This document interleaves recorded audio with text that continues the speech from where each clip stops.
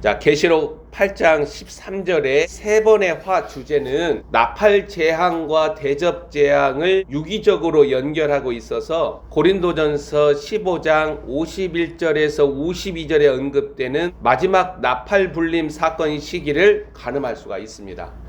보라, 내가 너희에게 비밀을 말하노니 우리가 다 잠잘 것이 아니요 마지막 나팔에 순식간에 호련히 다 변화되리니 나팔 소리가 나매 죽은 자들이 썩지 아니할 것으로 다시 살아나고 우리도 변화되리라. 아멘. 이 마지막 나팔 불림이 마지막 번 화로 여기에 물려있는 7 대접 재앙은 적그리스도 제국과 그 아래 거하는 자들을 융단 폭격하는 신적 심판을 나타낸다라는 거예요. 적그리스도라는 짐승에 속한 자들은 신적 폭력을 가하시는 하나님의 이름을 비방하며 회개하지 않습니다. 그들은 사탄이 소유한 자들이 되었다라는 거예요. 지금은 예수 그리스도가 자신의 신부, 자신에게 속한 자를 가지시는 것처럼 마귀가 자신의 소유, 자신의 그릇들을 가지는 때라는 거예요. 동일하게 원리가 나타나요. 자, 요한계시록 16장 12절을 한번 읽어봅시다. 12절을 보면 여섯째 대접 재앙이 큰 강 유브라데에 부어지면서 동방에서 오는 왕들의 길이 준비되고 아마겟돈이라는 곳으로 그들을 이끕니다. 9장 14절에서 15절을 읽으면 여섯째 나팔 재앙에서 큰 강 유브라데에 결박당한 네 천사들이 풀려납니다.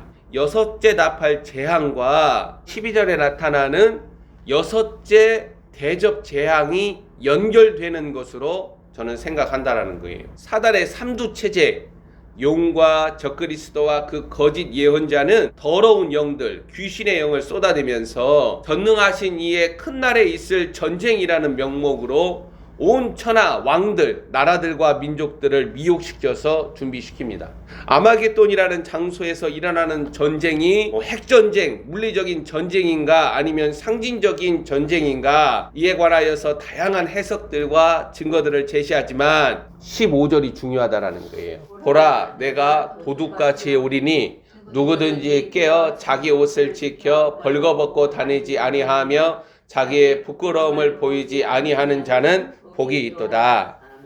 아멘. 요한계시록에서 복이 있는 자라는 표현은 7번 등장하는데 그중 하나가 15절이에요. 15절은 깨어서 자신의 옷, 신분을 말합니다.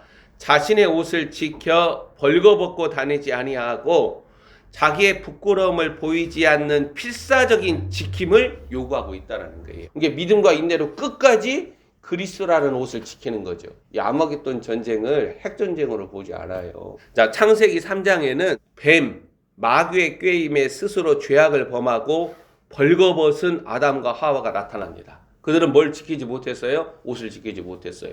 나사렛 예수 그리스도를 따르며 사도로서 자신의 옷을 빼앗기고 멸망으로 들어간 가룟 유다도 있다라는 거예요. 우리가 계시록 3장에 나타나는 라오디게아 교회를 향한 주님의 책망이 뭐예요? 벌거벗었다라는 거예요.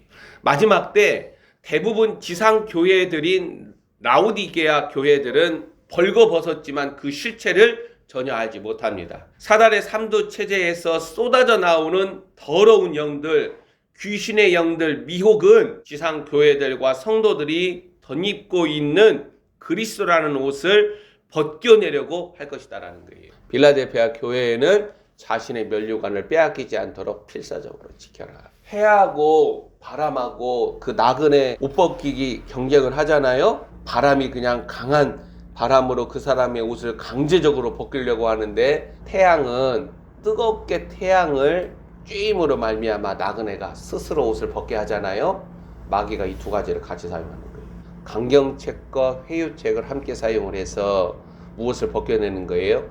그리스도를 믿는 우리의 믿음, 그리스도의 말씀을 지키고자 끝까지 견뎌내고자 하는 우리의 인내를 벗겨내는 거예요. 나라들과 민족들의 지도자들과 방백들을 미혹하여 큰 날의 전쟁에 소환시키는 역사 가운데 의연하게 하나님의 길을 끝까지 걷는 자들, 양의 국가, 피난처 국가예요. 이들은 순교와 박해와 고통을 감내해야 합니다. 전무후무한 고난과 박해와 순교가 일어난다라는 거예요. 탕류가 그 집에 부딪힘에 이 강도가 얼마나 큰지 집들이 깨지고 물들이 새고 그 탕류에 집들이 떠내려가는 거예요. 그런 환난과 어려움과 박해를 준비해야 돼요. 15절에 주님께서 도둑같이 오리니 이 증거를 저는 신랑이신 그리스도가 신부들을 취하게 위하여 오심을 의미하는 것이라고 생각합니다. 왜냐? 아직 하나님의 진노와 재앙은 끝에 이르지 않았기 때문에 신랑은 한밤중에 도둑같이 신부에게 와서 취하여서 아버지 하나님께서 마련하신 곳으로 신혼방으로 들어가는 것으로 생각을 합니다. 아버지가 그 신혼방을 예비하니까. 여섯째 대접 재앙과 아마겟돈이라는 것, 전능하신 이의 큰 날에 있을 이 전쟁의 성격, 동방에서 오는 왕들을 이해하는 데 있어서 15절 말씀이 키라는 거예요. 왜냐면은 이 맥락에 15절의 말씀을 딱 넣어놨거든요. 자, 계시록 16장에서 거대한 전쟁은 전혀 언급되지 않아요. 이 전쟁과 연관해서 계시록 19장 11절부터 21절에 백마를 탄 자, 만왕의 왕이요 만주의 주, 즉 전능하신 이의 큰 날에 있을 전쟁을 알려줍니다. 주님과 하늘의 군대들은 만국을 치며 진노의 포도주틀을 맹렬한 분노로 밟습니다. 그 심판하시는 주님의 모습이 이사야서 63장에 나타나는 거예요. 붉은 옷을 입은 주 예수 그리스도. 자, 계시록 19장 19절 한번 읽어봅시다. 또 내가 봄에 그 짐승과 땅의 임금들과 그들의 군대들이 모여 그 말탄 자와 그의 군대와 더불어 전쟁을 일으키다가, 아까 계시록 16장의 여섯 번째 대접 재앙과 계속 내용적으로 주제적으로 연결이 되는 거죠. 동방에서 오는 왕들을 아마겟돈이라는 곳으로 능력과 표적과 이적이라는 미혹으로 끌어들인 사탄의 삼두체제는 백마탄 자와 그의 군대와 더불어서 전쟁을 벌인다라고 증거합니다. 우리가 이미 계시록 12장 7절에서 9절을 보면 하늘에서 일어난 전쟁으로 용과 그의 세력들은 쫓겨납니다. 하늘에 전쟁이 있으니 미가엘과 그의 사자들이 용과 더불어 싸울세 용과 그의 사자들도 싸우나 이기지 못하여 다시 하늘에서 그들이 있을 곳을 얻지 못한지라. 큰 용이 내쫓기니 옛뱀 곧 마귀라고도 하고 사단이라고도 하며 온 천하를 꿰는 자라. 그가 땅으로 내쫓기니 그의 사자들도 그와 함께 내쫓기니라. 미가엘과 그의 군대 천사들에게 패한 이 용과 그 세력들이 자신의 능력과 표적으로 미혹해서 많은 나라들과 민족들을 미혹시켜서 거대한 군대를 형성한다 한들 만왕의 왕 만주의 주이신 예수 그리스도와 싸움이 되겠냐는 거예요. 주님과 물리적 전쟁하는 거예요. 그렇게 읽기보다는 상징적으로 읽어야 하지 않는가. 그 근거로서 계시록 16장 15절 네 옷을 빼앗기지 않도록 굳건하게 지켜라. 이 명령이 중요하다라는 거예요. 이 명령을 통하여서 이 전쟁이 어떤 성격인가 접근해 가야 한다. 저는 그렇게 생각한다라는 거예요. 천사 미가엘과 그의 군사들이 용과 그의 사자들을 이기고 내쫓았다라는 사실에서 땅에서 일어나는 아마겟돈 전쟁을 물리적 핵 전쟁으로 읽기보다는 하나님 나라에 저항하고 반역하는 거대한 악의 세력들의 총합을 어린 양의 진노와 재앙으로 땅에서 심판하시는 모습으로 읽기, 상징적 읽기로 생각을 합니다. 다만 대접 재앙이 땅에 부어지는 동안에 지상 교회들과 성도들은 이 마지막 번 짐승에게 허락된 이 42달 동안 하나님의 심판이 완성되기까지 피 흘리면서 짐승과 그의 세력들을 이겨야 한다는 거예요. 16장 17절 일곱째 천사가 그 대접을 공중에 쏟음에 큰 음성이 성전에서 보좌로부터 나서 이르되 되었다 하시니,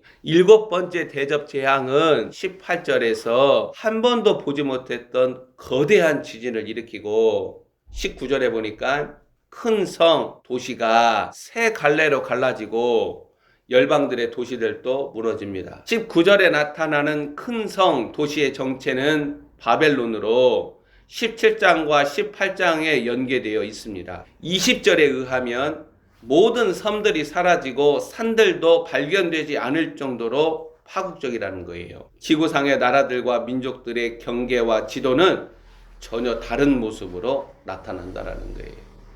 그래서 많은 섬들이 잠겨요. 그리고 나라들의 지형들이 달라집니다. 이것은 계시록 6장에 나타나는 6째 인을 땜으로 발생하는 현상을 기억나게 합니다. 자, 계시록 17장, 18장 봐보세요. 이 바벨론의 멸망이에요. 16장 19절의 증거대로 큰 성 바벨론이 하나님 앞에 기억하신 바가 되어 그의 맹렬한 진노의 포도주 잔을 받습니다. 그리고 계시록 19장에서 백마탄 자의 맹렬한 하나님의 진노 포도주 틀을 밟는 심판이 나타납니다. 무게가 한 달란트 100파운드예요. 45킬로나 되는 큰 우박 재앙으로 사람들이 심판을 받아도 여전히 하나님을 비방하는 목소리가 나타납니다. 뭐예요? 사단의 소유된 그릇들이라는 거예요. 사단이 그를 완전히 소유하면 진노와 재앙이 떨어져도 하나님을 비방을 해요. 마귀가 그 자아를 완전히 사로잡고 있는 거예요.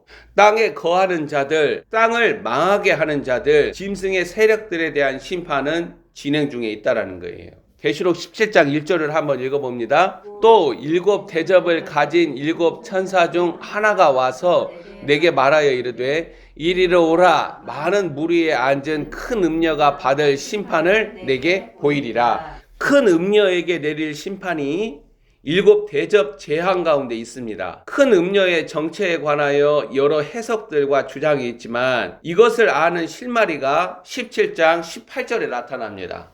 또 내가 본 그 여자는 땅의 왕들을 다스리는 큰 성이라 하더라. 이게 도시로 나타난다는 거예요. 사도 요한은 큰 음녀를 땅의 임금들을 다스리는 큰 성, 도시라고 증거합니다. 즉 나라들과 민족들 이외에 세워지는 이 미천한 자들을 애완견으로 조종하고 관리하는 최상위 지배계급 엘리트 세력들이 큰 음녀라는 거예요.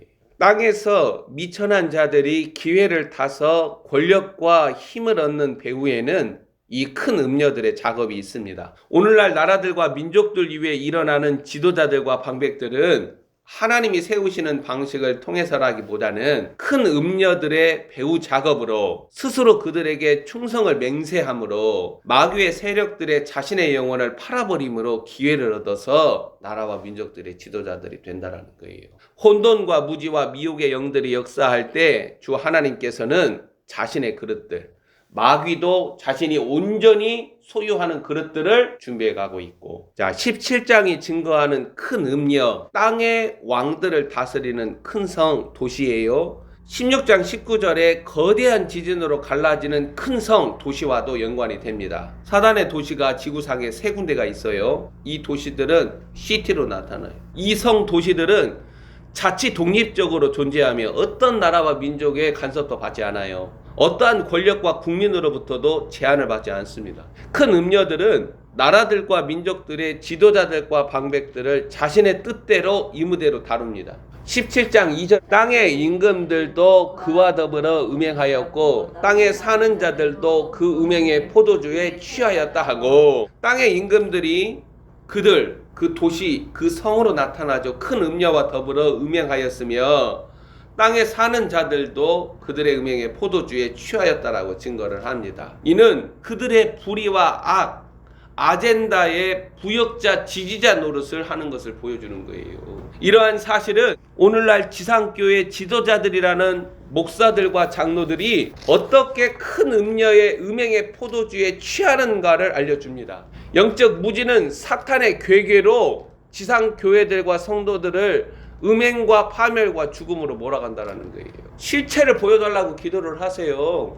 2020년에 그들의 아젠다와 큰 음녀의 검은 폭풍에 잠식당하여 무지하고 두려움과 패닉에 사로잡힌 목사들은 기꺼이 부역자 노릇하며 하나님의 백성들의 자유와 양심과 진실을 팔아버렸어요. 큰 음녀가 주는 음행의 포도주에 취해버렸다는 거예요.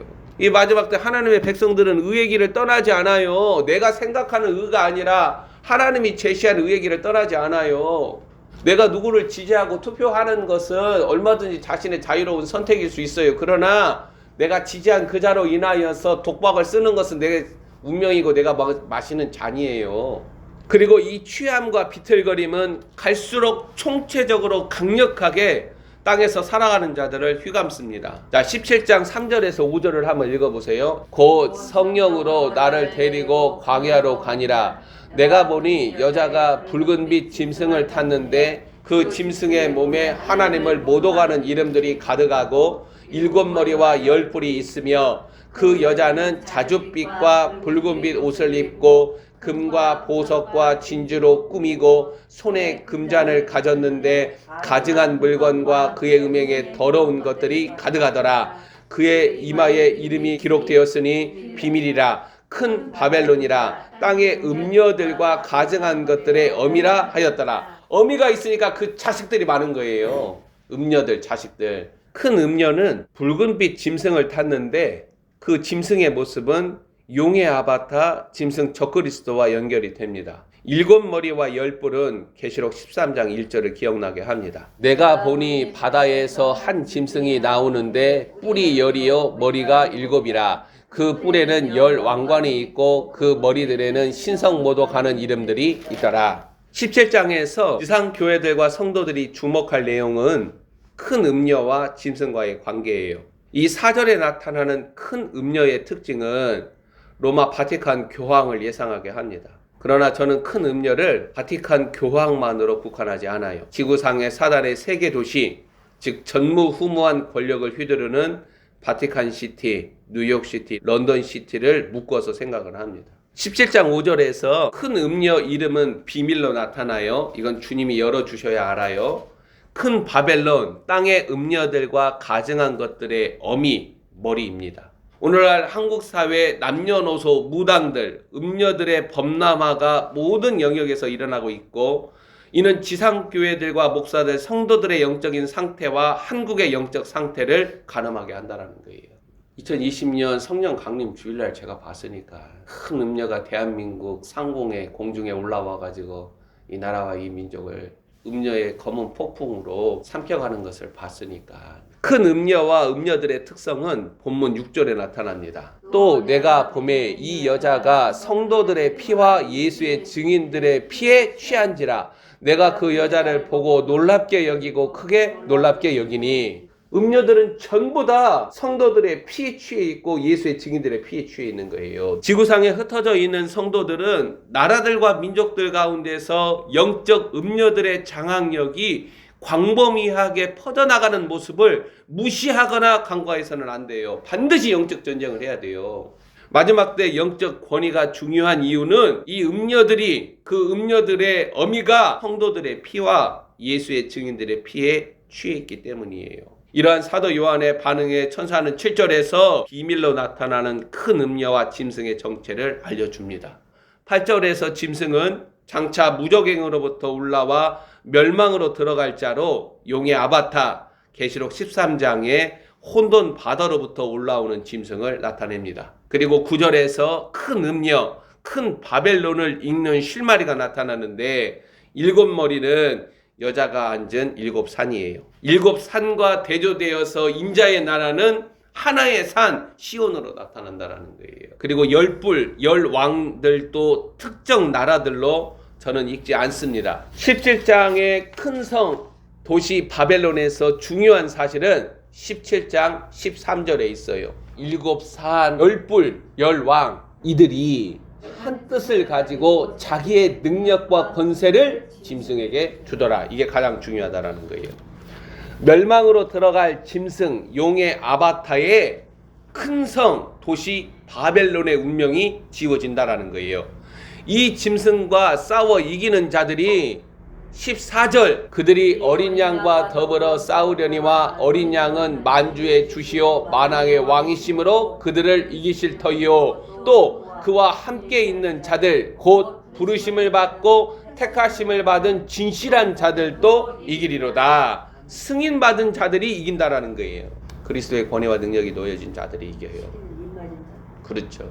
큰 음녀는 15절에서 열방 가운데 군림하듯이 자리 잡고 있습니다. 그리고 16절을 읽으면 10뿔, 10왕들과 짐승은 이 큰 음녀를 미워하고 망하게 함으로 이것은 거대한 미혹과 속임으로 지상교회와 성도들을 무너뜨립니다. 16절 17절 한번 읽어볼까요? 내가 본 바 이 열불과 짐승은 음녀를 미워하여 망하게 하고 벌거벗게 하고 그의 살을 먹고 불로 아주 살으리라. 이게 미혹이라는 거예요. 지상교회의 배교가 일어나는 그림이에요. 이는 하나님이 자기 뜻대로 할 마음을 그들에게 주사 한 뜻을 이루게 하시고 그들의 나라를 그 짐승에게 주게 하시되 적그리스도에게 다 넘어오는 거예요. 하나님의 말씀이 응하기까지 하심이라. 백성의 무리와 열국과 방언들을 주무리는 세력들이 교회에 의하여 무너지지 않고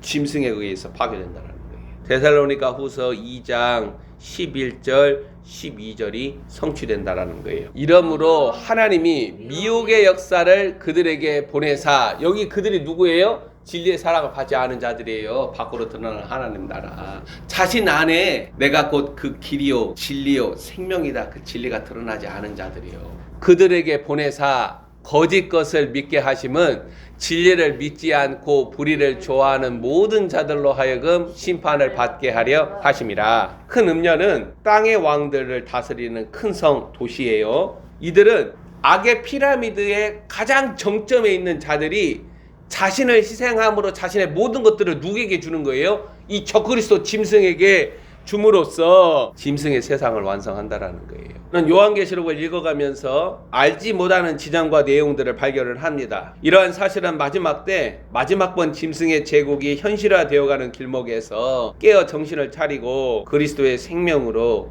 하나님의 전신갑주를 입을 것을 요구하는 거예요.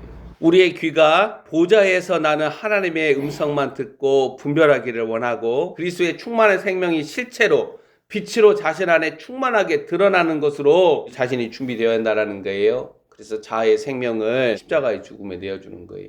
하나님께서 우리의 혼을 정복하시도록 하나님께 간구하는 거예요. 이 혼과 자아가 다뤄지지 않으면 짐승과의 전쟁도 감당하지 못할 뿐만 아니라 하나님이 하시는 말씀도 안 들어요. 자, 준비된 자, 하나님의 승리를 받은 자들은 짐승과의 전쟁에 소환당합니다. 그럼 우리가 할 수 있는 일이 뭐예요? 그리스도의 생명으로 무장하는 거예요.